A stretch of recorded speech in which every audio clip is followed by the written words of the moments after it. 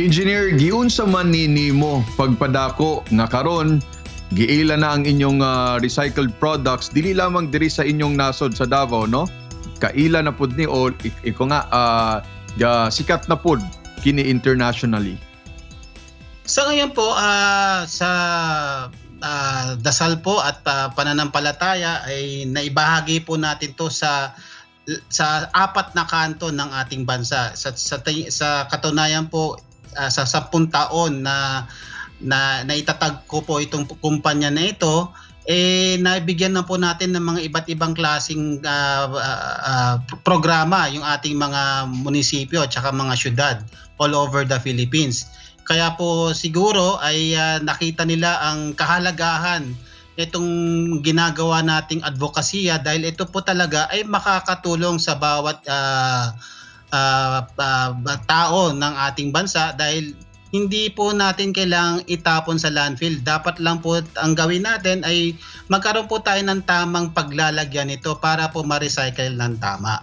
At kung tinatanong nyo po yung international, yes, marami na po tayong mga inquiries. Umabot na po tayo ng Africa, Singapore, lahat na po ng ating Asian countries na nakiki-communicate na po sila sa atin para po makatulong tayo sa kanilang problema.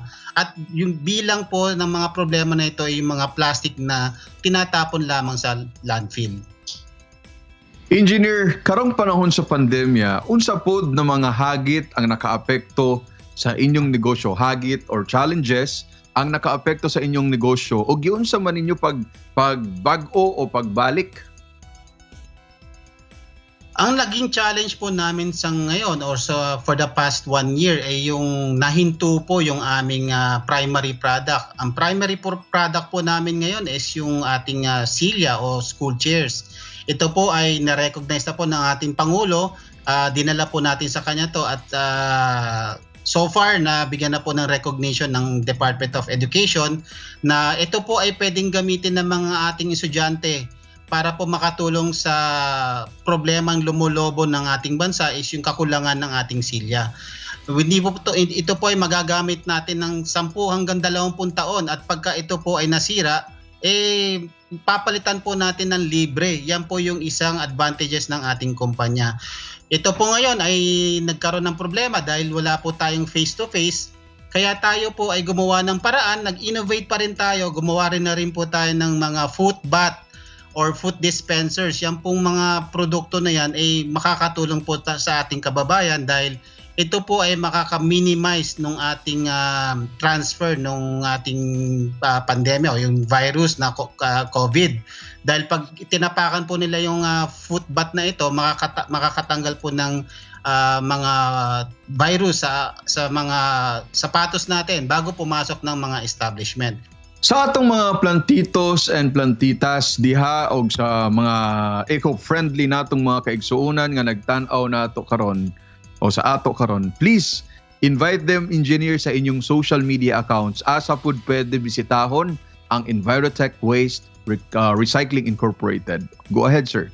Okay, ako po ay nananawagan sa ating mga plantitos and plantitas at yung mga interesado po na magkaroon ng maliit na negosyo, yung mga resellers na tinatawag natin, pwede po kayong magpunta sa aming Facebook official site.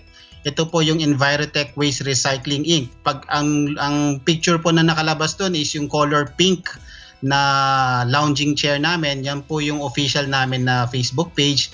At pwede rin po silang magtawag sa telepono.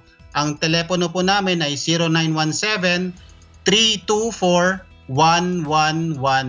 Yan po yung aming official number para po matawagan kami. At the same time po, kung mag-i-email po sila, yung mga gusto pong magnegosyo ng malaki, pwede po silang pumunta sa info@envirotech.com.ph. Kung sa mga produkto po namin, meron po kaming storage dyan sa Bulacan at sa Taytay. Pwede po silang makipag-ugnayan sa amin para po makita nila yung mga produkto na pwede nilang makuha. Okay, no? So you are willing or you are open then, engineer, to conduct trainings for anyone interested to learn anything about your business? Opo, sa katunayan ho, iniimbitaw namin sila na makipag-ugnayan sa amin about do sa mga trainings and execution kung paano po magsimula. Ito po ay libre po namin isinasagawa kasi gusto po namin tumulong sa bawat kababayan natin, yung 100 milyon tao natin sa Pilipinas, maging aware po na itong plastic waste na nagiging problema ng ating bansa ay hindi po natin nagiging kaaway. Ito po ay makakatulong pa sa atin dahil marami po tayong pwedeng gawin na produkto. It's an endless possibilities para po sa lahat.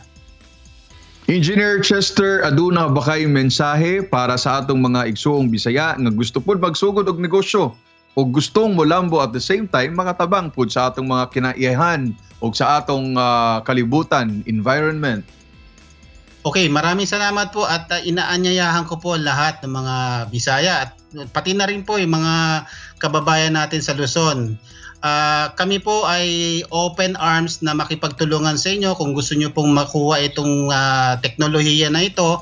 You just message us to our Facebook page at kami po ay makikipag-ugnayan sa inyo kung paano natin pwede masimulan kaagad.